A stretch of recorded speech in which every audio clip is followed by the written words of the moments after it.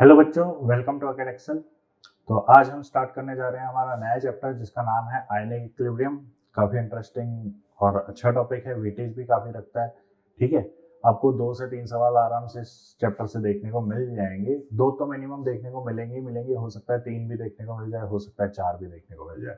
ठीक है, क्योंकि टॉपिक काफ़ी सारे हैं और सवाल अच्छे लेवल के बन सकते हैं इसमें। ठीक है, तो आपको 2 से 3 सवाल तो मिनिमम इस चैप्टर से देखने को मिलेंगे। और 2 से 3 सवाल का मतलब है कि आपको लगभग 8 से 12 नंबर का वेटेज ये चैप्टर मिनिमम रखता है। ठीक है, और जैसा कि अब पता है कि ऑप्शंस है नहीं हमारे पास, तो सारा सिलेबस अच्छे से करना ही है, तो यहाँ पे कोई चीज आपके पास है नहीं ऑप्शन।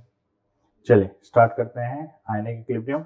तो आज टॉपिक कौन कौन से डिस्कस होंगे? सबसे पहले तो एक तो इंट्रोडक्शन होगा, जनरल पार्ट। ठीक है, कंडक्टर्स क्या होते हैं, इलेक्ट्रोलाइट्स क्या होते हैं, अरेनियस का क्या कॉन्सेप्ट था, और ऑसवाल्ड डाइल्यूशन लॉ। ठीक है, जो इस चैप्टर की नींव रखेगा, ऑसवाल्ड डाइल्यूशन लॉ, वो हमें एक तो देखना है। ठीक है, उससे पहले ये बेसिक आइडिया हमें पता होना चाहिए कि आखिर आयनिक इक्विलिब्रियम में हम बात किन किन चीजों की कर रहे हैं। ठीक है, चलिए तो स्टार्ट करते हैं आयनिक इक्विलिब्रियम। तो आयनिक इक्विलिब्रियम में सबसे पहले देखो, इक्विलिब्रियम का मतलब क्या होता है, ये आप ऑलरेडी पढ़ चुके हो। किसमें? केमिकल इक्विलिब्रियम में। ठीक है, तो आयनिक इक्विलिब्रियम में आपको क्या पढ़ना है? देखो, आयनिक इक्विलिब्रियम।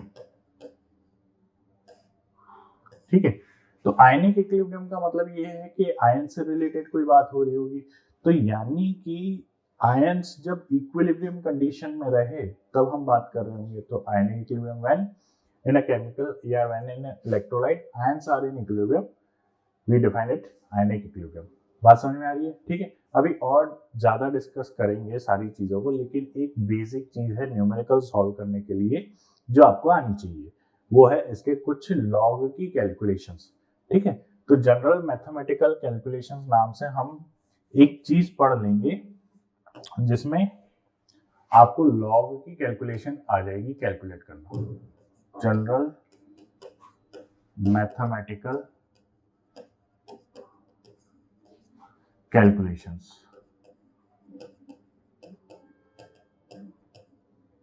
ठीक है, तो देखो कौन कौन सी है। सबसे पहले लॉग की कैलकुलेशन आपको देखो, log 1, log 2, log 3, log 4, इनकी वैल्यू जनरली क्वेश्चन में दी हुई होगी, एग्जामिनर दे के रखेगा, लेकिन इनकी कैलकुलेशन कैसे अप्लाई करनी है वो आपको आनी चाहिए। जैसे for example log base 10 x की पावर अगर n लिखा हुआ है, ठीक है, तो इसको सॉल्व कैसे करोगे? इसको आप सॉल्व करोगे n log बेस 10 x। ठीक है, जैसे फॉर एग्जाम्पल जैसे मान लीजिए आपको दे रखा है log बेस 10 2 की पावर 2। ठीक है, तो ये क्या हो जाएगा? 2 इंटू लॉग बेस 10 2। अब ये log 2 की वैल्यू जो है एग्जामिनर दे रखा होगा, जो होगी 0.30। ठीक है, और जब इसको 2 से मल्टीप्लाई करोगे तो आंसर क्या आएगा? 0.60। सिंपल सी बात है। ठीक है, एक हो सकता है आपको एक इस तरीके से दे दे, ये तो एग्जाम्पल 1 था, ये टाइप 1 था। सेकंड केस की बात करते हैं। सेकंड केस आपको क्या दे सकता है? सेकंड केस आपको दे सकता है कि जैसे मान लीजिए लॉग, सेकंड केस आपको दे सकता है log base 10 x into Y. ठीक है, तो इसको कैसे सॉल्व करोगे? तो इसको आप सॉल्व करोगे कुछ इस तरीके से, log बेस 10, ठीक है, x plus log base 10 y। ठीक है, इसको आप इस तरीके से सॉल्व करोगे तो ये क्या हो जाएगा? ध्यान से देखिए, जैसे फॉर एग्जांपल की अगर हम बात करें तो एग्जांपल ले लेते हैं log बेस 10 2 इंटू 3 ले लेते हैं। ठीक है, तो इसको कैसे सॉल्व करोगे आप? log base 10 2 plus log base 10 3। log 2 की वैल्यू एग्जामिनर दे रखेगा जो कि होगी 0.30, और log 3 की वैल्यू दे रखा होगा 0.47। ठीक है, तो जब आप इसको सॉल्व करोगे तो आंसर क्या आएगा आपका? 7.77। ये आपका आंसर आ जाएगा। ठीक है, तो ये किसकी होगी, log x प्लस वाई का केस हो गया ये। ठीक है, सेकंड केस देखिए, मान लीजिए आपको थर्ड केस इस तरीके से दे रखा हो कि log base 10 x by Y. ठीक है, तो इसको कैसे सॉल्व करोगे, तो जैसे मल्टीप्लिकेशन के केस में आप एडिशन कर रहे थे, वैसे डिवाइड के केस में आप क्या करोगे, माइनस करोगे। क्या करोगे, माइनस। तो यानी कि यहाँ पे आप इसको इस तरीके से सॉल्व करोगे, log base 10 x minus log base 10 y। ठीक है, तो देखो एग्जाम्पल की बात करें तो एग्जाम्पल को इस तरीके से क्लियर करो, जैसे 2/3 ले रहे हो। ठीक है, तो 2/3 अगर ले रहे हैं तो ये हो जाएगा log base 10 2 minus log base 10 3। तो इसको किस तरीके से करोगे, तो इसकी वैल्यू क्या थी 0.30 और log 3 की वैल्यू क्या थी 0.47। ठीक है, तो आंसर कितना आ जाएगा 0.17 माइनस का। बस समझ में, ये एक केस हो गया। ठीक है, जनरली आपके यही केस होंगे जो आपको सॉल्व करने हैं। ठीक है, और एक केस ये कि मान लीजिए आपका ln x है। ठीक है, फोर्थ केस, मान लीजिए आपको ln x में वैल्यू दे रखी है, तो इसको ln को log में कन्वर्ट करने के लिए हम क्या करते हैं, इसको 2.303 से मल्टीप्लाई करते हैं। ठीक है, log बेस 10x। ठीक है, तो ln को log में कन्वर्ट करने के लिए हम इसको किससे मल्टीप्लाई करते हैं, 2.303 से मल्टीप्लाई करते हैं। तो आई थिंक यहाँ पे बात क्लियर होगी। ठीक है, चलिए नेक्स्ट। अब देखो, ये थी log की कैलकुलेशन, और log की जो वैल्यूज है, जैसे log 1 की वैल्यू 0 होती है, log 2 की वैल्यू 0.30 होती है, log 3 की वैल्यू 0.47 होती है, log 4 की वैल्यू 0.460 होती है। अब देखो, जैसे फॉर एग्जांपल आपसे पूछ लिया जाए एग्जाम, आप मान लीजिए log बेस 10 4 की वैल्यू पूछ रहा है आपसे। ठीक है, और एग्जामिनर ने गिवन दे रखा है कि log बेस 10 2 की वैल्यू है 0.30। तो इससे आप log 4 की वैल्यू निकाल लोगे क्या, ऑब्वियसली निकाल लोगे। कैसे निकालोगे, कि log 4 को आप क्या लिख सकते हो, देखो log 4 को आप क्या लिख सकते हो, log बेस 10 4 को आप log बेस 10 2 की पावर 2 लिख सकते हो। ठीक है, तो इस 2 की पावर 2 को आगे ले लोगे, तो ये क्या हो जाएगा, log बेस 10 2, तो ये 2 इंटू 0.30, तो ये आएगा 0.60। ठीक है, बात समझ में आई, तो ये हो गया 0.60। क्लियर है, तो डायरेक्ट भी कर सकते हो और चाहो तो निकाल भी सकते हो। जैसे फॉर एग्जांपल आप 6 का log 6 की वैल्यू निकालना चाहते हैं। ठीक है, मान लीजिए आपसे एग्जामिनर क्वेश्चन पूछ ले कि log 6 की वैल्यू क्या होगी, और गिवन है log बेस 10 की वैल्यू 2 की वैल्यू गिवन है 0.30 एंड log बेस 10 3 की वैल्यू गिवन है आपको 0.47। अब आपसे 6 की वैल्यू पूछा है, तो कैसे निकालोगे, तो आप जानते हो कि 2 इंटू 3 क्या होता है 6। तो यानी कि मैं यहां से इसको कुछ इस तरीके से लिख सकता हूं कि log बेस 10 2 इंटू 3 जो है वो मेरे लिए log 6 का काम कर रहा होगा। तो इसी को मैं क्या लिख सकता हूँ, log base 10 2 plus log base 10 3। तो 2 की वैल्यू है 0.30 और इसकी वैल्यू है 0.47। तो आंसर क्या आएगा 0.77।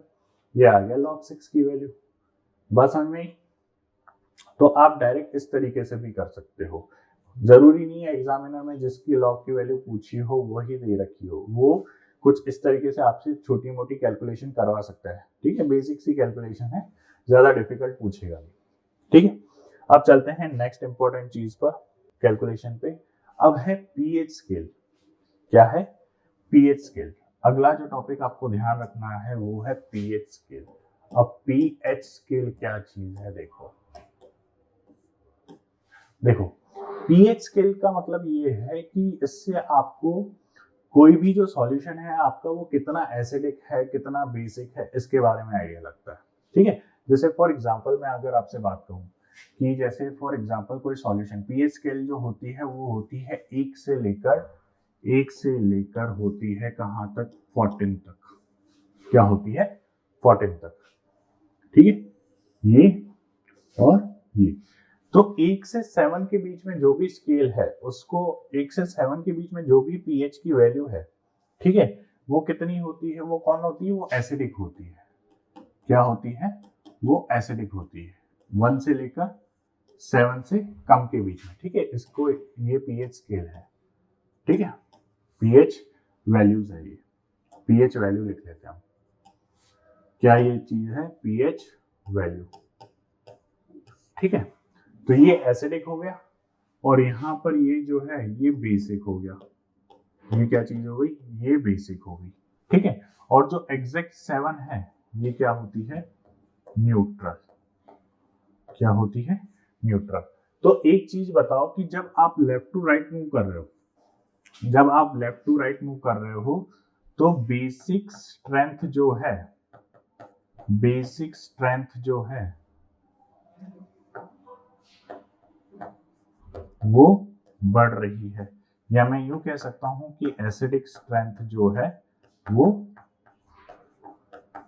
कम हो रही है। ठीक है, तो इसका मतलब अगर pH 1 है तो यानी कि वो बहुत ज्यादा एसिडिक है, अगर pH 6 है तो वो बहुत कम एसिडिक है, 7 है तो यानी कि वो न्यूट्रल है, अगर 7 से ज्यादा है, ठीक है, तो बेसिक कैटेगरी में आता जा रहा है। तो 7.1 7.2 है तो बहुत वीक बेसिक है। ठीक है, 8-9 वीक बेसिक है। जैसे ही 10 के ऊपर चला जाता है तो स्ट्रॉन्ग बेसिक कैरेक्टर में आने लगता है। ठीक है, 14 मतलब बहुत ज्यादा स्ट्रॉन्ग बेसिक कैरेक्टर है। ठीक है, तो लेफ्ट टू राइट जब मूव करोगे तो यानी कि बेसिसिटी बढ़ती जा रही है। क्या बढ़ती जा रही है? बेसिसिटी बढ़ती जा रही है। ठीक है, तो ये हो गई पीएच की वैल्यू, पीएच स्केल। ठीक है, अब ये देखा कैसे जाता है? जैसे हमें सॉल्यूशन को देखकर कैसे पता चलेगा कि यार इसकी पीएच ये है, या सॉल्यूशन से हम कैसे पता लगा लेंगे कि पीएच वैल्यू कैसे कैलकुलेट करी जाती है? तो ये हमें कैलकुलेट करने को मिलेगी। जैसे अगर हमें पीएच कैलकुलेट करनी है, ठीक है, तो वो कैलकुलेट होगी H+ आयंस की कंसंट्रेशन से। भाई आप लोग जानते हो एसिड क्या होते हैं? एसिड होते हैं जो H+ देते हैं। ठीक है, क्या होते हैं? जो H+ देते हैं। ठीक है, H+ गिव। एसिड क्या करता है? H+ देता है। और बेस क्या करता है? बेस OH- देता है। बेस क्या करता है? OH- देता है। तो एसिड H+ देता है और बेस OH- देता है। तो H+ की हेल्प से हम क्या कैलकुलेट करेंगे? पीएच कैलकुलेट करेंगे। तो पीएच जो होती है, पीएच वो होती है -log⁻10 H+ की कंसंट्रेशन। याद करो केमिकल इक्विलिब्रियम, जहां पे मैंने आपको बताया था कि ये जो ब्रैकेट वाला साइन है ये क्या डिनोट करता है या क्या रिप्रेजेंट करता है? ये कंसंट्रेशन को रिप्रेजेंट करता है। तो पीएच हमारी निकलेगी H+ की कंसंट्रेशन की हेल्प से। ठीक है, और पीओएच निकलेगी किसकी हेल्प से? भाई आप जानते हो कि बेस क्या देते हैं? OH- देते हैं। ठीक है, तो यानी कि पीओएच किससे निकलेगी? पीओएच निकलेगी OH- की कंसंट्रेशन से।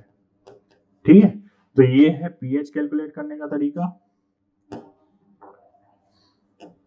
ये है पीएच कैलकुलेट करने का तरीका, और ये है पीएच कैलकुलेट करने का तरीका। ठीक है, तो पीएच का फॉर्मूला क्या है? -log⁻10 H+ की कंसंट्रेशन, और पीओएच का फॉर्मूला क्या है? -log⁻10 OH- की कंसंट्रेशन। ठीक है, अब एक चीज बताओ कि स्केल कहां तक थी? 1 से लेकर 14 तक थी, यानी कि आप ये चीज कह सकते हैं कि पीएच और पीओएच का जो सम है, पीएच और पीओएच का जो सम है वो कितना होगा? मैक्सिमम 14 ही होगा। ठीक है, तो अगर मान लीजिए आपको इसके लिए पीएच निकालनी है, ठीक है, इससे अगर आपको पीएच निकालनी है तो आप क्या करोगे? इससे पीएच निकालने के लिए आप 14 - POH कर दोगे। ठीक है, तो यदि अगर आपको पीओएच पता है तो पीएच निकालने के लिए आप क्या करोगे? 14 - POH, क्योंकि टोटल सम जो होता है पीएच + POH का वो कितना होता है? 14 होता है। ठीक है, क्योंकि स्केल जो है हमने वो 1 से लेकर 14 तक बना रखी है। तो अगर आपको पीओएच पता है तो आप 14 माइनस पीओएच कर दोगे तो पीएच आ जाएगी, और अगर आपको पीओएच निकालना है और पीएच पता है तो पीओएच के लिए आप क्या कर दोगे, यहाँ पर पीओएच के लिए आप कर दोगे 14 माइनस पीएच, ठीक है। बट जनरली आपसे पीएच ही पूछी जाती है, पीओएच नहीं पूछी जाती, क्योंकि हम जनरली किसी भी सॉल्यूशन के लिए जो बात कैलकुलेट करते हैं वो पीएच कैलकुलेट करते हैं, वो कितना उसका पीएच है। अगर पीएच उसकी 7 के पार चली जाती है तो बेसिक हो जाता है, 7 के नीचे रहती है तो वो एसिडिक हो जाता है, ठीक है। तो जनरली हम पीएच के बारे में ही बात करते हैं, ठीक है। और ये जो स्केल दी थी ये इसको सोरेनसन स्केल भी बोला जाता है। क्या बोला जाता है इसको? Sorensen scale.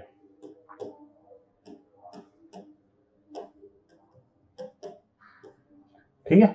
बट मेन चीज किसने क्या दी है वो हमारे लिए इंपॉर्टेंट नहीं है, हमारे लिए ये है कि हमें पीएच कैलकुलेट करनी आनी चाहिए, ठीक है। सबसे इंपॉर्टेंट बात अभी ये है। चलो, तो आई थिंक आपको पीएच कैलकुलेट करना आ गई होगी, ठीक है। चलिए, अब नेक्स्ट चीज हम जो समझने वाले हैं वो है कंडक्टर्स क्या होते हैं, ठीक है। भाई जाहिर सी बात है कि हमें पीएच वगैरह कैलकुलेट करने, आयंस की बात कर रहे हैं तो यहाँ पे कंडक्टर, नॉन कंडक्टर, फिर इलेक्ट्रोलाइट्स वगैरह की बातें भी होगी। तो सबसे पहले हम चलते हैं कंडक्टर्स क्या होते हैं। तो कंडक्टर्स क्या होते हैं, तो कंडक्टर्स आप जानते हो क्या होते हैं,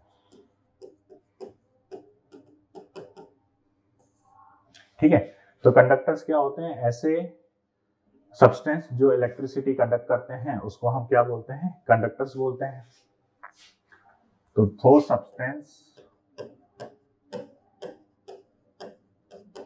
those substance which allow flow of current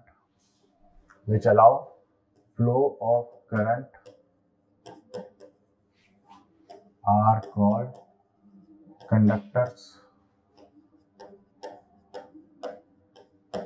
ठीक है। क्या बोला जाता है उनको? कंडक्टर्स बोला जाता है, ठीक है। और जो कंडक्टर्स हैं वो जनरली कौन होते हैं? मेटल्स वगैरह हो गए आपके, ठीक है।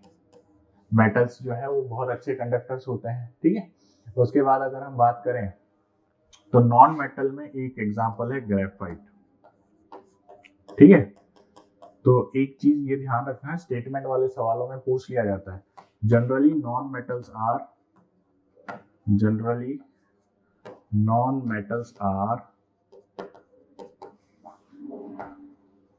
non-conductors but exceptionally graphite show conductivity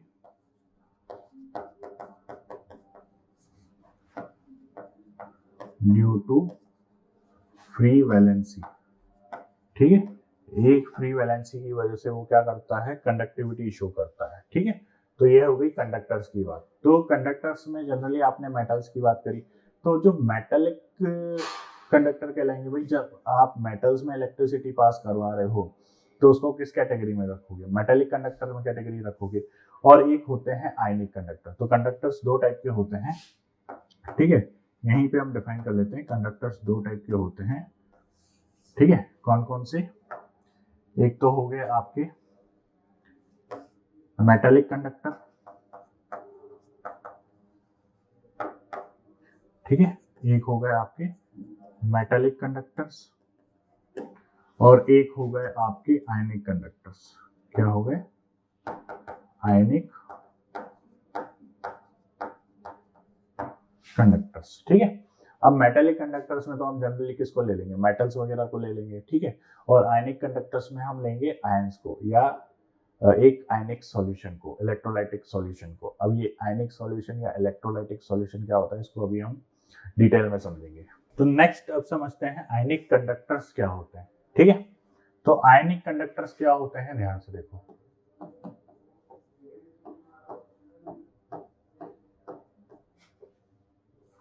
ठीक है।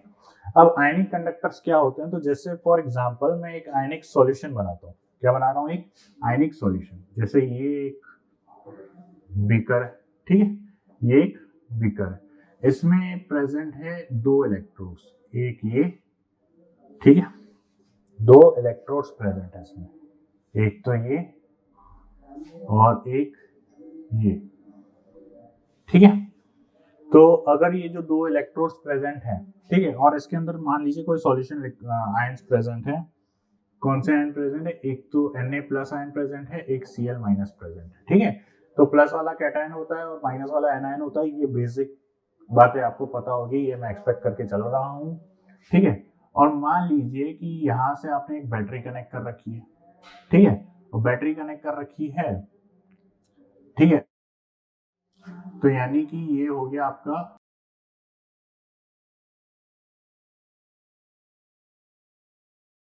ये हो गई आपकी बैटरी, ठीक है। तो ये हो गई आपकी पॉजिटिव चार्ज, ये हो गई आपकी नेगेटिव चार्ज, क्योंकि बैटरी की वजह से प्लेट्स पे क्या आ जाएगा, चार्ज आ जाएगा। अब प्लेट्स पे चार्ज आने के बाद होगा क्या, होगा ये कि अब ये पॉजिटिव चार्ज की है, तो यानी कि इसकी तरफ कौन आने लगेगा, इसकी तरफ आने लगेगा नेगेटिव चार्ज, क्योंकि ऑपोजिट चार्ज ही तो अट्रैक्ट करेंगे।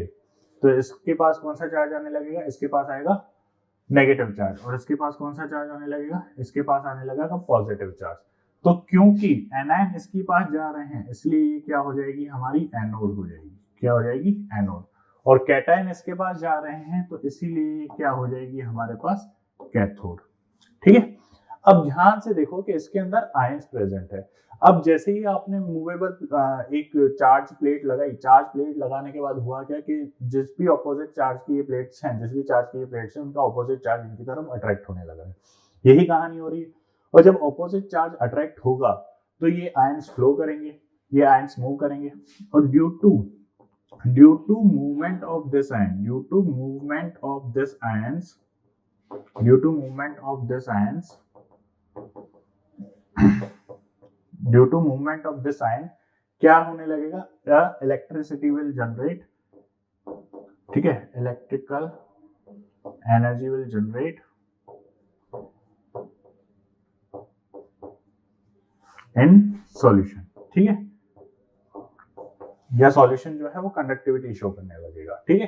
तो ये सारी कहानी होगी। तो हो क्या रहा है एक्चुअली कि आपने बैटरी कनेक्ट करी, ठीक है, बैटरी कनेक्ट करने से हुआ क्या, बैटरी कनेक्ट करने से हुआ ये कि ये जो दो प्लेट्स हैं ये दोनों क्या हो गए, चार्ज हो गए, और ये चार्ज होने की वजह से जो अंदर सॉल्यूशन के आयंस प्रेजेंट हैं, ठीक है, वो आयंस ऑपोजिट चार्जेस प्लेट की तरफ अट्रैक्ट होना स्टार्ट हुए, तो जिसकी वजह से आयंस फ्लो करना स्टार्ट हो गए, और फ्लो होने की वजह से, ठीक है, कंडक्टिविटी जनरेट हो रही है, ठीक है। तो सबसे इंपॉर्टेंट बात आपको क्या ध्यान रखनी है, सबसे इंपॉर्टेंट बात आपको ये चीज ध्यान रखनी है कि इन आयनिक कंडक्टर, ठीक है, the electrical energy is generated, ठीक है, जो एनर्जी जनरेट होती है, इलेक्ट्रिकल एनर्जी जनरेट होती है, द इलेक्ट्रिकल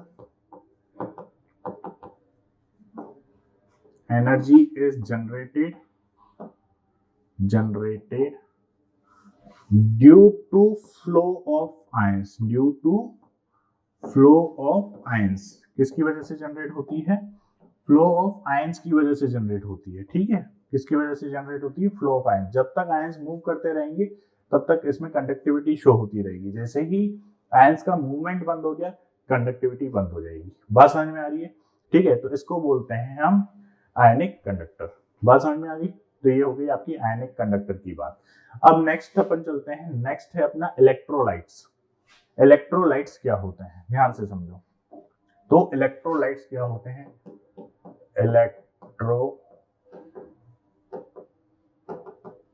इलेक्ट्रोलाइट्स क्या होते हैं, तो ऐसा कंपाउंड जिसको हम अगर सॉल्यूशन में डालते हैं तो वो आयनाइज हो जाए, उनको हम जनरली क्या बोलते हैं, इलेक्ट्रोलाइट्स बोलते हैं, ठीक है। तो compound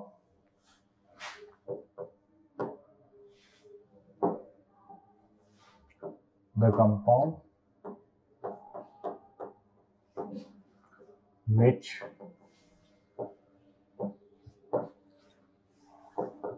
ionize in aqueous solution are called electrolytes।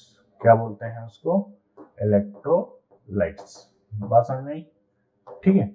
अब इलेक्ट्रोलाइट्स जो है वो बहुत टाइप के होते हैं। बहुत टाइप के मतलब दो ही टाइप के होते हैं, एक तो होता है स्ट्रॉन्ग इलेक्ट्रोलाइट, एक होता है वीक इलेक्ट्रोलाइट। अब ये स्ट्रॉन्ग इलेक्ट्रोलाइट और वीक इलेक्ट्रोलाइट क्या चीज है, तो इसको समझो। ठीक है, तो सबसे पहला है स्ट्रॉन्ग इलेक्ट्रोलाइट।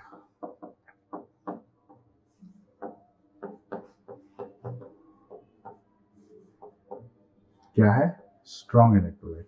स्ट्रॉन्ग इलेक्ट्रोलाइट, देखो इलेक्ट्रोलाइट का नेचर क्या है? आयनाइज होना, एक्वा सॉल्यूशन के अंदर आयनाइज होना। तो स्ट्रॉन्ग इलेक्ट्रोलाइट का क्या नेचर होगा? स्ट्रॉन्ग इलेक्ट्रोलाइट का नेचर होगा कि यार वो फटाफट आयनाइज हो जाए। ठीक है, क्या हो जाए? फटाफट आयनाइज हो जाए। तो स्ट्रॉन्ग इलेक्ट्रोलाइट्स क्या होंगे? स्ट्रॉन्ग इलेक्ट्रोलाइट्स क्या होंगे? स्ट्रॉन्ग इलेक्ट्रोलाइट्स जो है वो फटाफट आयनाइज हो जाएंगे। ठीक है, तो द स्ट्रॉन्ग इलेक्ट्रोलाइट्स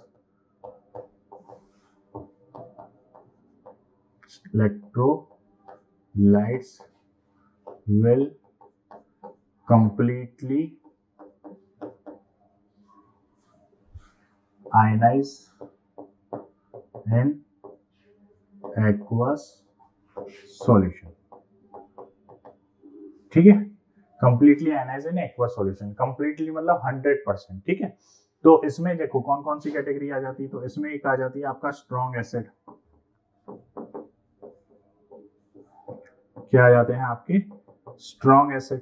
तो जो स्ट्रॉन्ग एसिड है वो कंप्लीटली आयनाइज हो जाते हैं। तो स्ट्रॉन्ग एसिड के एग्जांपल क्या क्या हैं? देखो स्ट्रॉन्ग एसिड में जैसे फॉर एग्जांपल आप ले लीजिए HCl। ठीक है, H3PO4, H2SO4। ठीक है, फिर आप ले लीजिए HClO4। ये सब किसके एग्जांपल है? ये सब है आपके स्ट्रॉन्ग एसिड के एग्जांपल। किसके एग्जांपल है ये सब? स्ट्रॉन्ग एसिड के एग्जांपल। ठीक है, फिर वहीं आप यहाँ पे सेकंड एग्जांपल ले सकते हो स्ट्रॉन्ग बेस। ठीक है, स्ट्रॉन्ग बेस। स्ट्रॉन्ग बेस जो है, स्ट्रॉन्ग बेस में आप किस किस का एग्जांपल ले सकते हो? आप ले सकते हो NaOH का, ठीक है, KOH का, ठीक है, फिर magnesium hydroxide MgOH whole twice. ठीक है, ये सब किसके एग्जांपल हो गए? ये आपके हो गए सारे के सारे स्ट्रॉन्ग बेस के एग्जांपल। ठीक है, जैसे सीजियम हाइड्रोक्साइड, ठीक है, रुबिडियम हाइड्रोक्साइड, यानी कि फर्स्ट ग्रुप के हाइड्रोक्साइड सबके सब किसके एग्जांपल है? सबके सब स्ट्रॉन्ग इलेक्ट्रोलाइट के एग्जांपल है। ठीक है, ये। फिर थर्ड है सॉल्ट। ठीक है, थर्ड क्या है? सॉल्ट। ऑल सॉल्ट्स, सारे के सारे सॉल्ट जो हैं वो किसके एग्जांपल होते हैं? आपके स्ट्रॉन्ग इलेक्ट्रोलाइट के। क्योंकि सॉल्ट तो हमेशा आयनाइज होगा ही होगा, कोई भी सॉल्ट हो। ठीक है, तो ये क्या हो गए? ये सारे एग्जांपल हो गए आपके स्ट्रॉन्ग इलेक्ट्रोलाइट के। ठीक है, एक बार देख लीजिए, ये सब किसके एग्जांपल है? स्ट्रॉन्ग इलेक्ट्रोलाइट के। बात समझ में आ रही है? अब वीक इलेक्ट्रोलाइट की बात करते हैं। तो वीक इलेक्ट्रोलाइट्स क्या होंगे? वीक इलेक्ट्रोलाइट्स ऐसे इलेक्ट्रोलाइट्स होंगे जो कंप्लीटली आयनाइज नहीं होते होंगे। ठीक है भाई, स्ट्रॉन्ग क्या है? जो कंप्लीटली आयनाइज हो रहे हैं। तो वीक कौन से होंगे? जो कंप्लीटली आयनाइज नहीं हो रहे हैं। तो नेक्स्ट एग्जांपल है आपका वीक इलेक्ट्रोलाइट्स। ठीक है, तो सेकंड कैटेगरी है आपकी वीक इलेक्ट्रोलाइट्स। ठीक है, तो देखिए वीक इलेक्ट्रोलाइट्स क्या होते हैं? Electrolytes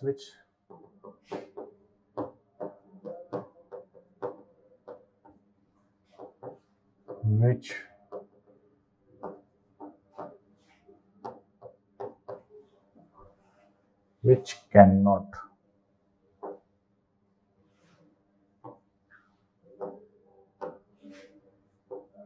completely ionize in water या aqueous solution।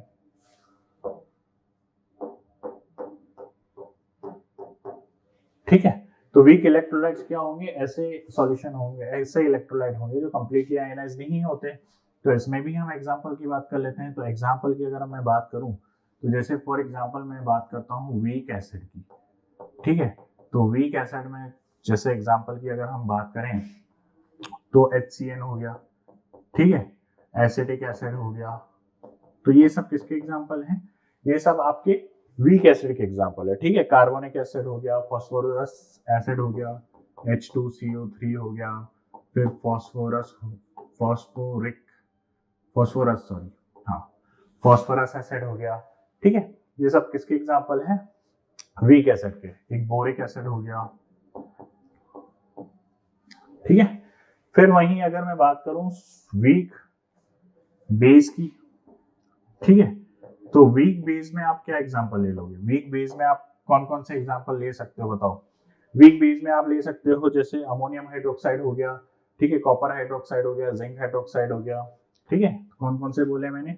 अमोनियम हाइड्रोक्साइड हो गया, कॉपर हाइड्रोक्साइड हो गया, जिंक हाइड्रोक्साइड हो गया, ठीक है।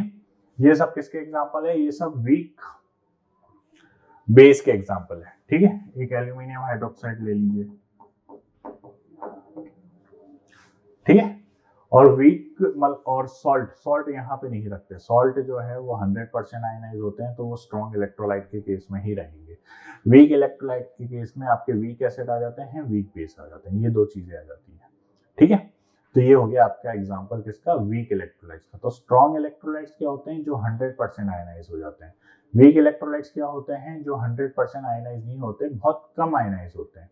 वो 2 से 3% ही आयनाइज होता है, मतलब जितना भी अमाउंट आप ले रहे हो उसका 2 से 3% ही आयनाइज होता है, बाकी आयनाइज नहीं होता, इसीलिए उनको वीक इलेक्ट्रोलाइट्स कैटेगरी में रखा गया है। बस समझ में आ रही है? अब नेक्स्ट टॉपिक की बात करते हैं, वो है अपना अरेनियस कॉन्सेप्ट। क्या है अरेनियस कॉन्सेप्ट? देखो, तो अगला हमारा टॉपिक है अरेनियस कॉन्सेप्ट, ठीक है। अरेनियस कॉन्सेप्ट, ये अभी हमारे सब टॉपिक चल रहे हैं, ठीक है। ये अभी हम आने के इक्विलिब्रियम में अभी चैप्टर स्टार्ट नहीं हुआ है, मेन चैप्टर स्टार्ट होगा ऑसवाल्ड डाइल्यूशन लॉ से। अभी तो हम इंट्रो पार्ट पढ़ रहे हैं कि इलेक्ट्रोलाइट्स क्या होते हैं, कंडक्टर्स क्या होते हैं, अरेनियस का क्या कॉन्सेप्ट है। ये जनरल एबीसीडी है चैप्टर की, ठीक है, ये एबीसीडी है। अब देखो, अब अरेनियस का क्या कहना था? अरेनियस का कहना ये था कि जब भी आप किसी एक्वस सॉल्यूशन के अंदर कोई इलेक्ट्रोलाइट डालोगे तो वो कैटायन या एनायन पार्ट में कैटायन और एनायन पार्ट में टूट जाएगा। और मतलब यानी कि when an electrolyte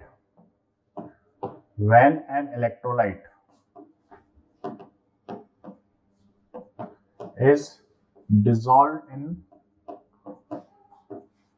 aqueous solution, it splits into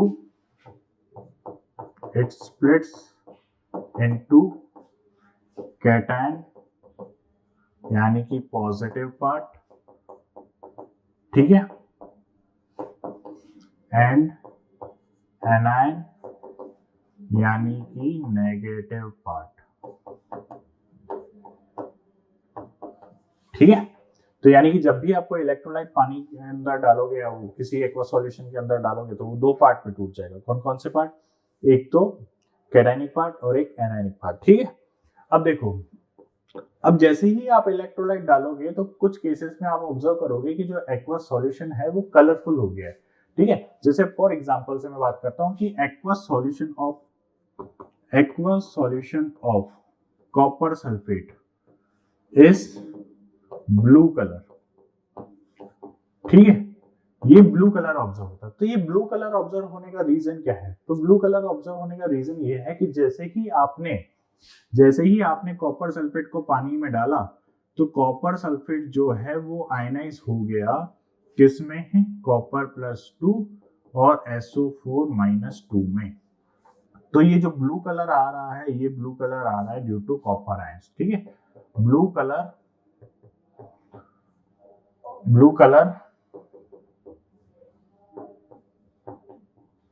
of solution is observed due to copper +2 ions, ठीक है। तो कॉपर +2 आयंस की वजह से ब्लू कलर ऑब्जर्व हो रहा है। तो अरेनियस का कहना ये था, ठीक है, क्योंकि एक्वा सॉल्यूशन यानी पानी तो कलरलेस होगा, तो जैसे ही आपने कॉपर सल्फेट का सॉल्ट डाला तो कॉपर +2 अलग हो गया, सल्फेट आयन अलग हो गया, ठीक है, Cu+2 अलग हो गया, SO4-2 अलग हो गया। तो जैसे ही ये कैटायन एनायन अलग हुआ तो जो ब्लू कलर ऑब्जर्व हो रहा है सॉल्यूशन का, जो सॉल्यूशन का ब्लू कलर ऑब्जर्व हो रहा है वो किसकी वजह से हो रहा है, वो कॉपर +2 आयंस की वजह से हो रहा है। तो ये कुछ बातें थी जो अरेनियस कॉन्सेप्ट ने कही थी, अरेनियस के अकॉर्डिंग कुछ बातें थी आयंस को लेकर, ठीक है। तो ये बेसिक बातें हैं।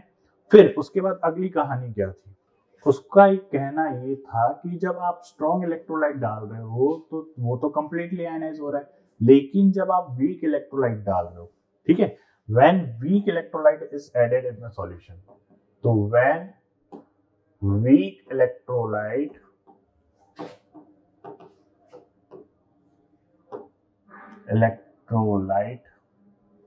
is in a solution, ठीक है, तो एक इक्विलिब्रियम स्टेज आती है। क्या आती है? An equilibrium stage is generated, an equilibrium stage is attend.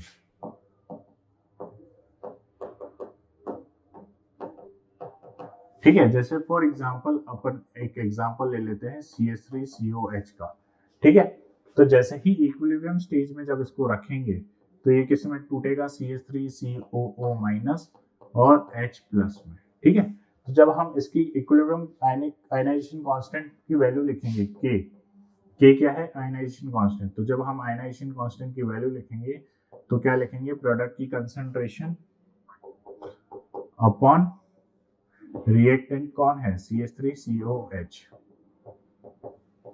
ठीक है। तो यानी कि जैसे जैसे आयंस बढ़ते जाएंगे तो आयनाइजेशन कांस्टेंट K क्या है, यहाँ पर K है आयनाइजेशन कांस्टेंट,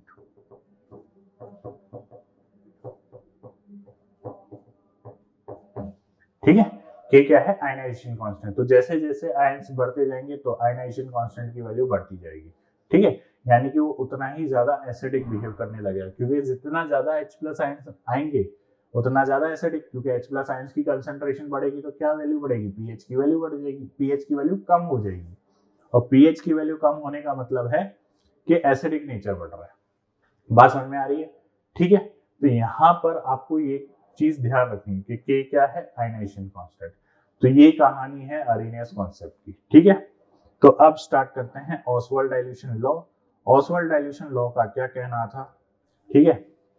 चलिए तो स्टार्ट करते हैं Oswald dilution law. Oswald dilution law क्या कहता है, तो देखो अगला टॉपिक है हमारा ऑसवाल्ड डाइल्यूशन लॉ, ठीक है। तो पहली चीज जो आपको यहाँ पर ध्यान रखनी है कि ऑसवाल्ड डाइल्यूशन लॉ जो है वो सिर्फ और सिर्फ वीक इलेक्ट्रोलाइट पे एप्लीकेबल है। किस पे एप्लीकेबल है, सिर्फ और सिर्फ वीक इलेक्ट्रोलाइट पर, ठीक है।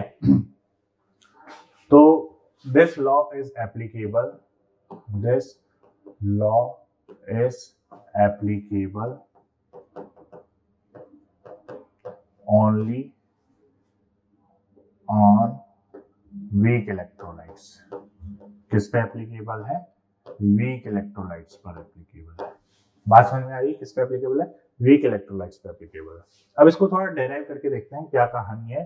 तो हम कोई भी एक वीक इलेक्ट्रोलाइट ले लेते हैं, जैसे फॉर एग्जांपल AB जो है वो वीक इलेक्ट्रोलाइट ले लेते हैं। तो जैसे ही आप AB को एक्वस सॉल्यूशन के अंदर डालोगे, ठीक है, तो क्योंकि ये वीक इलेक्ट्रोलाइट है तो कंप्लीटली आयनाइज तो होगा नहीं, तो कंप्लीटली आयनाइज नहीं होगा तो एक इक्विलिब्रियम स्टेज, एक इक्विलिब्रियम जनरेट हो जाएगा। तो किसमें होगा, A+ एक्वस और B- एक्वस, इसमें जनरेट हो जाएगा, ठीक है। तो लेट्स इनिशियल इसके मोल्स में ले लेता हूं, इनिशियल इसके मोल्स में कितने लूंगा, 1 मोल लेता हूं। इनिशियली इसके कितने मोल प्रेजेंट हैं, 1 मोल प्रेजेंट है, ठीक है। और एक्वस आयन कुछ भी नहीं होंगे। अब जैसे ही इक्विलिब्रियम जनरेट होगा, जैसे ही इक्विलिब्रियम जनरेट होगा तो एट इक्विलिब्रियम, क्या ये आपको इक्विलिब्रियम जैसी बातें लग रही है कि इसमें से अल्फा अमाउंट डिसोशिएट हो जाएगा, ठीक है। तो इसका कितना अमाउंट बनेगा, इसका अल्फा अमाउंट बनेगा, इसका अल्फा अमाउंट बनेगा, ऑब्वियसली बात है, ठीक है। अब के क्या होता है, के है यहाँ पर आयनाइजेशन कांस्टेंट। के क्या है, आयनाइजेशन कांस्टेंट। इक्विलिब्रियम चैप्टर में यहाँ वहां पे आपने इक्विलिब्रियम कांस्टेंट लिखा था, यहाँ पे आप आयनाइजेशन कांस्टेंट लिख रहे हो क्योंकि आप इलेक्ट्रोलाइट की बात कर रहे हो, इलेक्ट्रोलाइट कितना आयनाइज हो रहा है वो बात कर रहे हो, तो इसलिए यहाँ पे के को हमने क्या बोल रखा है, आयनाइजेशन कांस्टेंट। तो आयनाइजेशन कांस्टेंट क्या होगा, आयनाइजेशन कांस्टेंट होगा ए प्लस की कंसंट्रेशन बी माइनस की कंसंट्रेशन अपॉन ए बी की कंसंट्रेशन, ये होगा।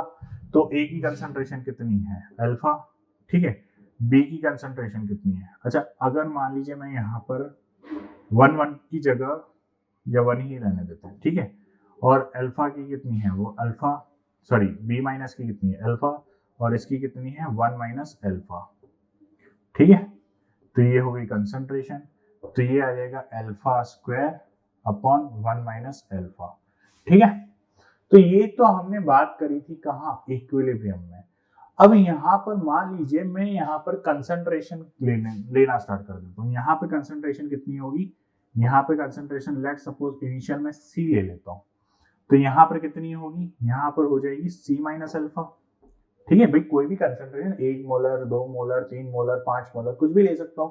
तो यहाँ पे मैंने कंसंट्रेशन ले ली, तो सी माइनस में से अल्फा थोड़ी माइनस होगा, सी में से सी माइनस होगा, ठीक है, सी में से सी अल्फा माइनस होगा, बात समझ में आ रही है।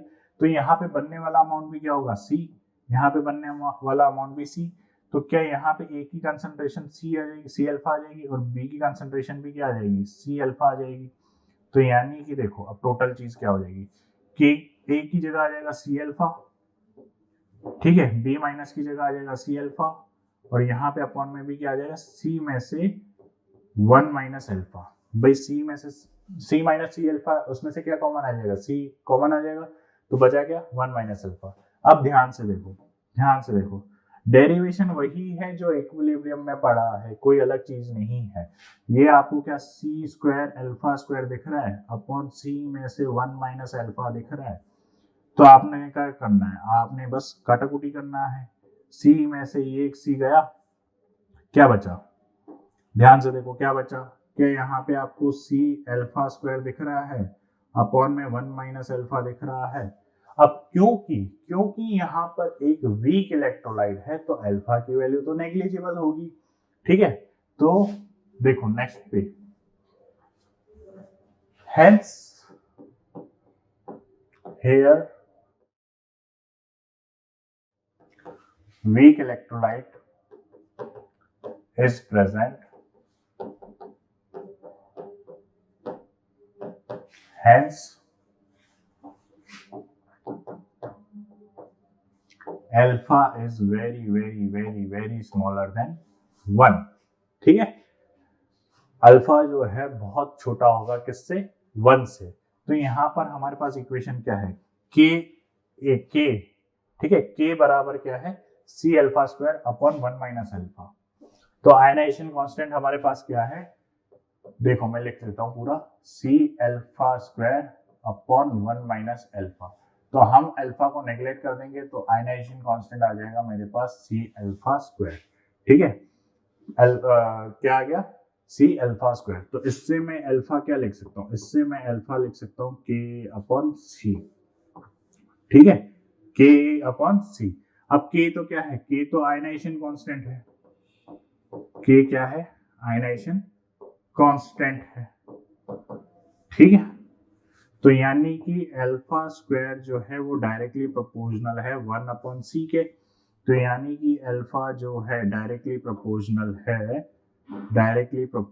है अंडर रूट 1 अपॉन सी के। अब सी क्या होता है, देखो अब आप लोग जानते हो कि सी यानी कि कंसंट्रेशन, ठीक है, सी क्या है यहाँ पर, कंसंट्रेशन। और हम जानते हैं कि कंसंट्रेशन जो है वो क्या होती है, कंसंट्रेशन होती है मोल्स अपॉन वॉल्यूम, ठीक है। तो इफ मोल्स को हम कांस्टेंट कर दें, ठीक है, मोल्स अगर कांस्टेंट होंगी तो कंसंट्रेशन जो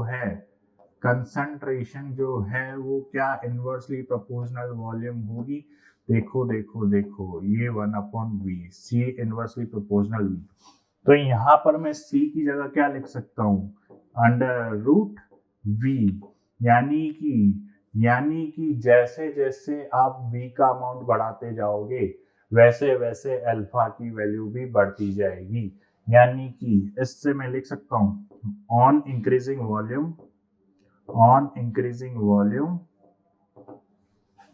अल्फा इंक्रीजेस। ठीक है, अब इसका मतलब क्या है, इसका मतलब ये है कि सॉल्यूशन में जितना वॉल्यूम बढ़ाते जाओगे, यानी कि सॉल्यूशन को जितना डाइल्यूट करते जाओगे उतना ही अल्फा की वैल्यू बढ़ेगी, और उतनी ही अल्फा की वैल्यू बढ़ेगी, इसका मतलब ए बी जो है वो ज्यादा से ज्यादा आयनाइज होने लगेगा। अरे कॉमन सेंस वाली बात है कि जैसे मान लो कि आपने एक बीकर ले रखा है, ठीक है, इसमें पानी डाल रखा है, तो जैसे ही आपने सॉल्ट वगैरह डाला, कोई भी सॉल्ट डाल दिया, ठीक है, या मान लीजिए ये एसिड डाल दिया, तो ये एसिड आयनाइज हो गया। ठीक है, अब मान लो कि ये एसिड कितना आयनाइज हुआ है, 5% आयनाइज हुआ है। ठीक है, आपने डाले कितने, 100 मोल डाले, उसमें से आयनाइज केवल 5 मोल हुए। ठीक है, तो अब क्या करोगे, अगर आप इसमें और ज्यादा वाटर ऐड करने लगोगे, ठीक है, यानी कि वाटर ऐड करने से क्या हो रहा है, सॉल्यूशन डाइल्यूशन कर रहे हो, आप डाइल्यूशन कर रहे हो। ठीक है, अब डाइल्यूशन कर रहे हो तो क्या होगा, पहले कितने मोल आयनाइज थे एसिड के, 5 मोल आयनाइज थे, जैसे और पानी ऐड करते जाओगे उससे क्या होगा कि 5 से 6 मोल आयनाइज हो जाएंगे, 7 मोल आयनाइज हो जाएंगे। तो यानी कि आयनाइजेशन बढ़ रहा है ना, यानी कि K की वैल्यू बढ़ रही है, आयनाइजेशन कांस्टेंट बढ़ रहा है, और आयनाइजेशन कांस्टेंट बढ़ रहा है, इसका मतलब अल्फा की वैल्यू क्या हो रही है, बढ़ रही है, यानी कि डिसोसिएशन बढ़ रहा है। अल्फा क्या है हमारा, डिग्री ऑफ डिसोसिएशन, पिछले चैप्टर में अच्छे से पढ़ा रखा है केमिकल इक्विलिब्रियम में। अल्फा क्या है हमारा, डिग्री ऑफ डिसोसिएशन। बात समझ में आ रही है? ठीक है, तो यानी कि on dilution dissociation increases, dissociation of electrolyte increases। ठीक है, बात समझ में आ रही है? ठीक है, तो यानी कि जैसे जैसे हम डाइल्यूशन बढ़ाते जाएंगे वैसे वैसे डिग्री ऑफ डिसोसिएशन या अल्फा की वैल्यू जो है वो बढ़ती जाएगी। बात समझ में आ रही है यहाँ पर? ठीक है, अब ये जो है सिर्फ वीक इलेक्ट्रोलाइट के लिए ही क्यों एप्लीकेबल है, क्योंकि भाई साहब जब आप स्ट्रॉन्ग इलेक्ट्रोलाइट लोगे तो स्ट्रॉन्ग इलेक्ट्रोलाइट तो पहले ही कंप्लीटली आयनाइज हो चुका है, तो यानी कि अल्फा तो 100% आ जाएगा। ठीक है, अल्फा 100% आ जाएगा, तो आयनाइज तो पूरा ही हो चुका है। किसके लिए, डिग्री ऑफ डिसोसिएशन, या किसके लिए आप आयनाइजेशन कांस्टेंट निकालोगे, आयनाइजेशन तो 100% हो चुका ना, तो आयनाइजेशन 100% हो जाता है किसमें, स्ट्रॉन्ग इलेक्ट्रोलाइट के केस में। इसीलिए ऑसवाल्ड डाइल्यूशन लॉ किस पे एप्लीकेबल है, सिर्फ और सिर्फ वीक इलेक्ट्रोलाइट के केस पे। ठीक है, अब वीक इलेक्ट्रोलाइट हमने 2 टाइप के पढ़े हैं, कौन कौन से, एक तो वीक एसिड, एक वीक बेस। तो अल्टीमेटली हमारा काम क्या है भाई, आयनिक इक्विलिब्रियम पढ़ रहे हैं तो पीएच का खेल है सारा। तो अब इस ऑसवाल्ड डाइल्यूशन की हेल्प से हम पीएच कैलकुलेट करना सीखेंगे। ठीक है, तो अगला टॉपिक है हमारा पीएच कैलकुलेशन। ठीक है, pH calculation of acid and base. ठीक है, ये मिटा देते हैं। ठीक है,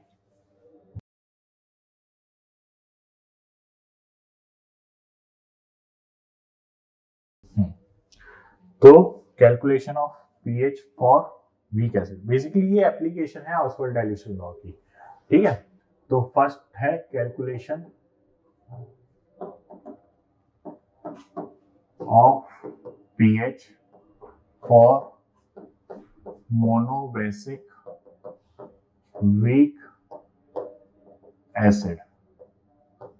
ठीक है, मोनोबेसिक वीक एसिड का मतलब है कि मोनो मतलब एक, बेसिक मतलब एक बेस में कन्वर्ट होने वाला। ठीक है, एक कॉन्जुगेट बेस में कन्वर्ट होने वाला, तो यानी कि मोनोबेसिक वो होगा जो एक H+ आयन दे रहा है। ठीक है, तो वीक एसिड ऐसा वीक एसिड जो एक H+ आयन दे रहा हो। ठीक है, तो जैसे फॉर एग्जांपल हम यहाँ पर एग्जांपल ले लेते हैं हम कौन सा, Ha। ठीक है, ध्यान से देखिए, ये हो जाएगा Ha, ये आयनाइज होके क्या दे रहा होगा, H+A-। ठीक है, H+ और A-। तो अगर मैं यहां पर बात करूं इनिशियल केस की, तो इनिशियल में मैं यहां पर क्या ले लूंगा, 1 या C ले लेते हैं यहाँ पर भी, ठीक है। जैसा ऑसवाल्ड एडिशन करते हुए चले थे वैसा ही करते हैं, C, ठीक है। और यहाँ पर मैं एट इक्विलिब्रियम पे क्या ले लूंगा, C में से कितना अमाउंट माइनस हो रहा है, C अल्फा, तो यहाँ पर कितना बनेगा, C अल्फा और C अल्फा, ठीक है। अब क्योंकि यहाँ पर मैं आयनाइजेशन कांस्टेंट देखना चाहता हूँ, क्या देखना चाह रहा हूँ, आयनाइजेशन कांस्टेंट, तो यहाँ पर मैं आयनाइजेशन कांस्टेंट की जगह लिखूंगा A, ionization constant for weak acid. तो ये क्या है, आयनाइजेशन कांस्टेंट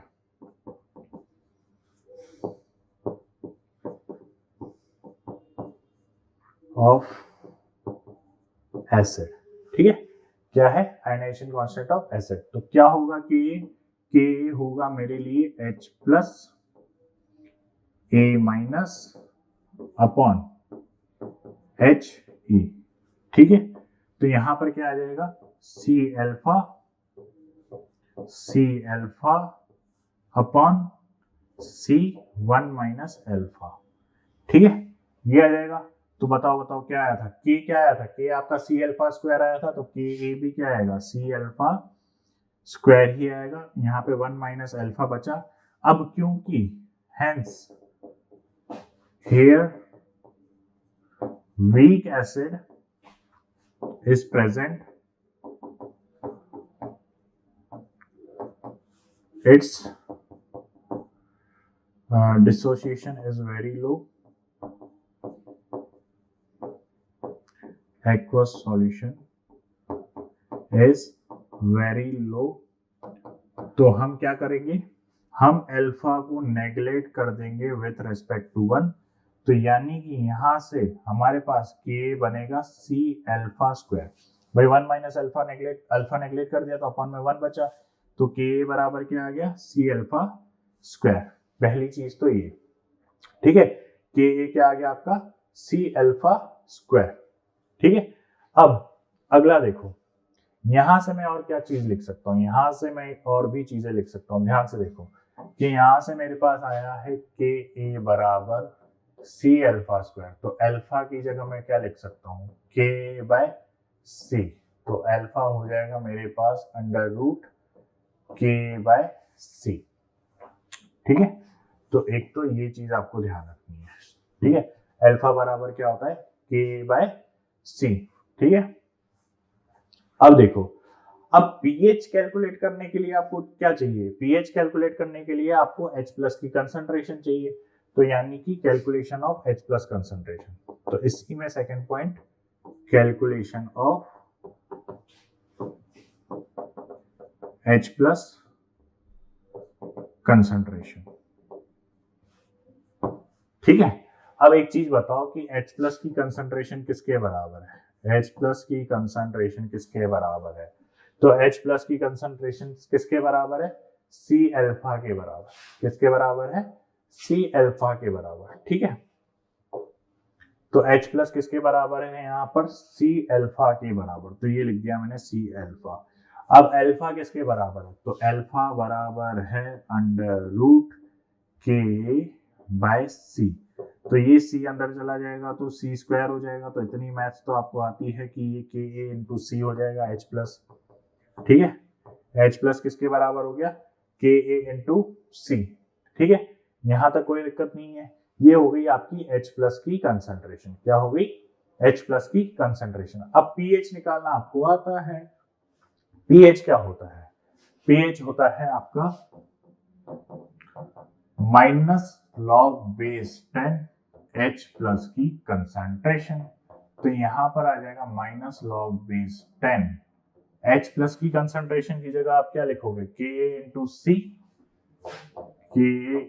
सी, और ये अंडर रूट को पावर में हाफ लिख दे, ठीक है। तो ये हाफ कहाँ आ जाएगा आगे, और क्या रहेगा यहाँ पे, लॉग बेस 10 Ka इंटू सी।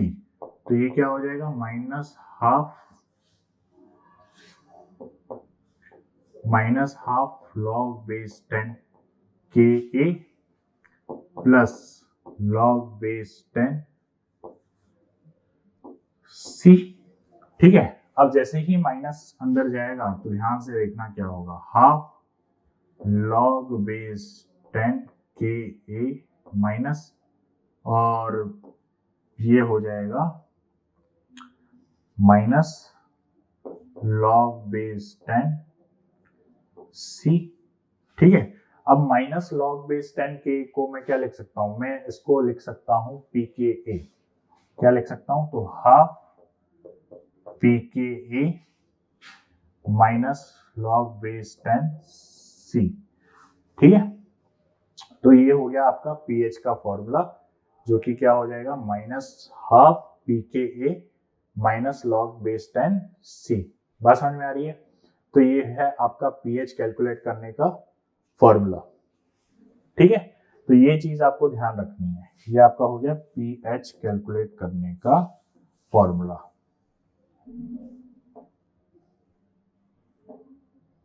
हाफ पी के माइनस लॉग बेस 10 सी। ठीक है, क्लियर है? ठीक है, ये पी के कैसे बना, जैसे आप पीएच को लिखते हो वैसे पी के भी लिख सकते हैं। कैसे कि ध्यान से देखो, पी के बराबर होता है माइनस लॉग बेस 10 के ए।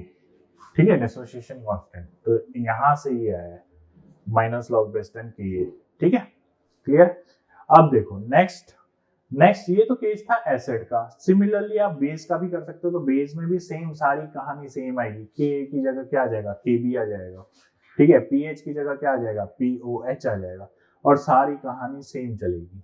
ठीक है, तो एक बार, ठीक है, सेम चलेगी। तो एक बार हम क्या कर रहे हैं, फटाफट इसको देखते हैं। Case second, mono acidic weak base. ठीक है, मोनो एसिडिक वीक बेस। तो इसमें हम एग्जांपल क्या ले लेते हैं, इसमें अपन एग्जांपल ले लेते हैं BOH का। ये BOH का एग्जांपल। ठीक है, इसको मैं इतना डिटेल में नहीं बता रहा, फटाफट बता रहा हूँ। इनिशियली आप क्या लोगे यहाँ पर, इनिशियली इसमें भी आप क्या लेके चलोगे, वही C कंसंट्रेशन, कुछ नहीं होगी। एट इक्विलिब्रियम में यहाँ पर क्या आ जाएगा, C माइनस सी अल्फा, यहाँ क्या आ जाएगा, C अल्फा। तो के बी यहाँ पे बात करेंगे। के बी क्या है, ionization constant of base. Ionization constant of weak base क्या आ जाएगा यहाँ पर, के बी बराबर आ जाएगा बी प्लस की कंसंट्रेशन अपॉन OH माइनस की कंसंट्रेशन अपॉन BOH। क्या आ जाएगा ये, C अल्फा स्क्वायर। ठीक है, अपॉन C 1 माइनस अल्फा। यहाँ पर भी अल्फा जो है वो बहुत ज्यादा छोटा होगा, तो यानी कि के बी बराबर आ जाएगा C अल्फा स्क्वायर के। ठीक है, क्या क्या, C अल्फा स्क्वायर के। तो यानी कि अल्फा यहाँ पर किसके बराबर आ जाएगा, अल्फा यहाँ पर आ जाएगा के बी अपॉन सी अंडर रूट में।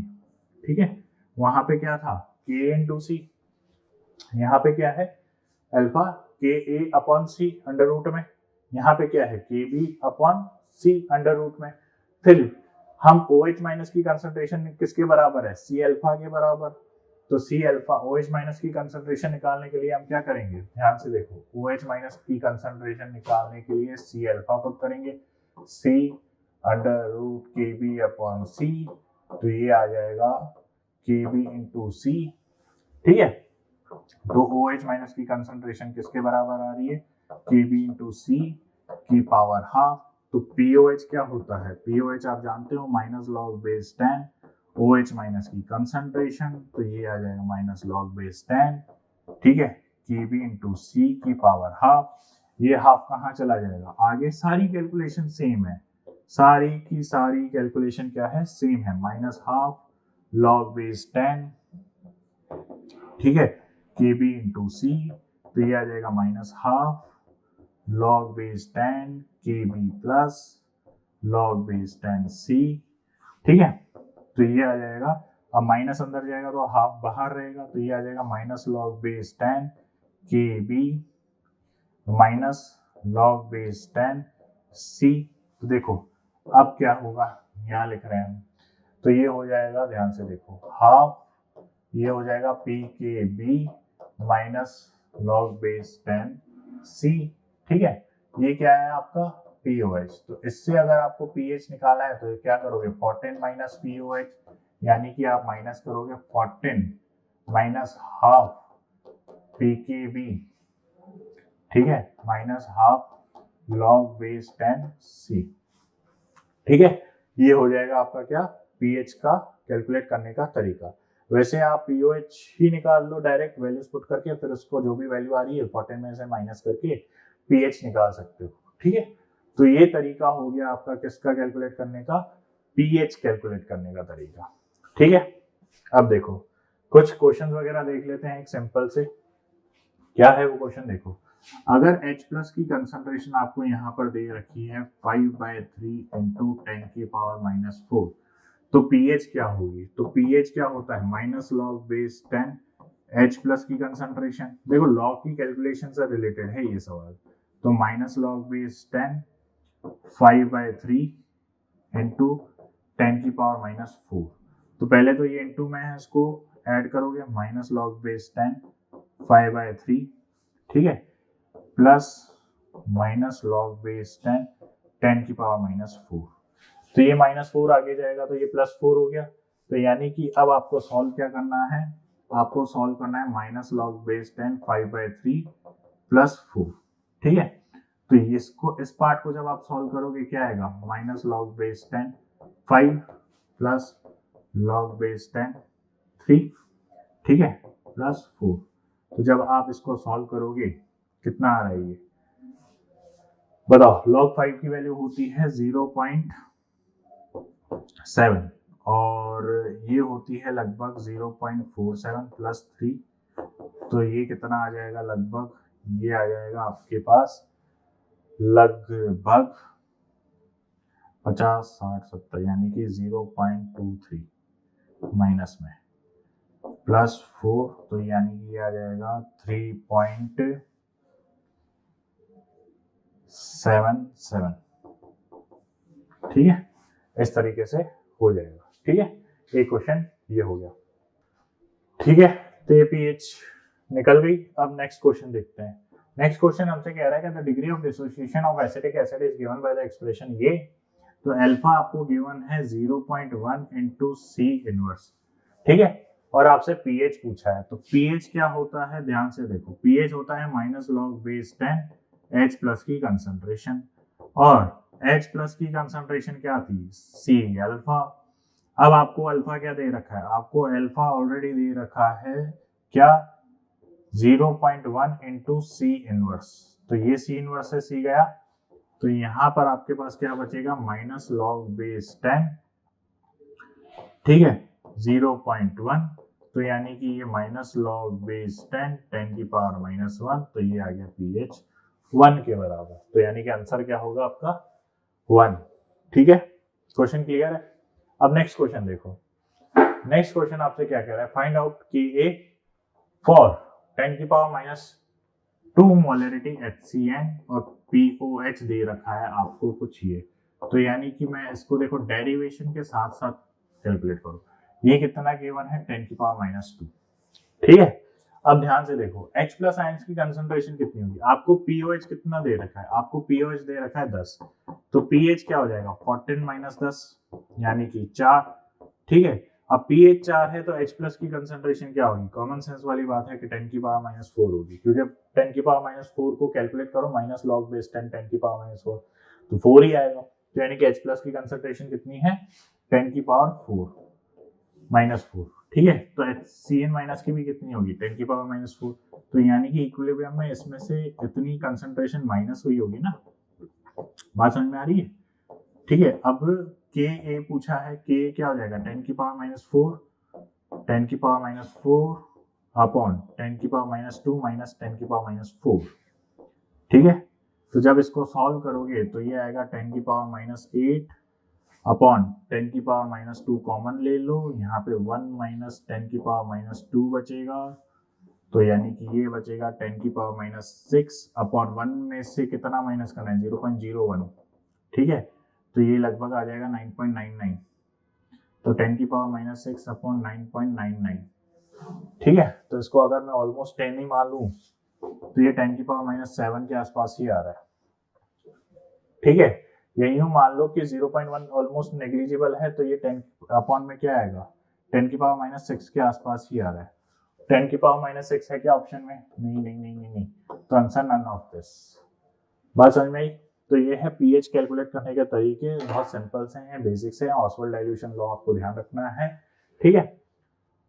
तो अगर आपको इन नोट्स के पीडीएफ वगैरह चाहिए, चैप्टर वाइज सीआरई चाहिए, लेक्चर वाइज असाइनमेंट चाहिए, माइनर टेस्ट, मेजर टेस्ट कुछ चाहिए, या फिर प्रीवियस ईयर्स क्वेश्चंस के सॉल्यूशन चाहिए, तो ये सब अवेलेबल होगा। और आज के इंपॉर्टेंट टॉपिक्स की अगर हम बात करें, तो इंपॉर्टेंट टॉपिक्स में एक तो ऑसवाल्ड डाइल्यूशन लॉ जो था, ऑसवाल्ड डाइल्यूशन लॉ, ठीक है, इसके सारे फॉर्मूला इंपॉर्टेंट है। जैसे के बराबर क्या होता है, सी अल्फा स्क्वायर, पीएच का फॉर्मूला क्या होता है, -log⁻10 H प्लस, ठीक है।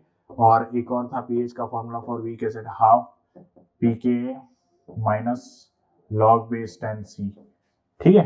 वैसे ही पीओएच क्या हो जाएगा, -हाफ पीकेबी -log⁻10 C। तो यानी कि पीएच और पीओएच, ठीक है, ये फॉर्मूला जो थे आज के लेक्चर में इंपॉर्टेंट थे, जो आपको पता होने चाहिए। Thank you.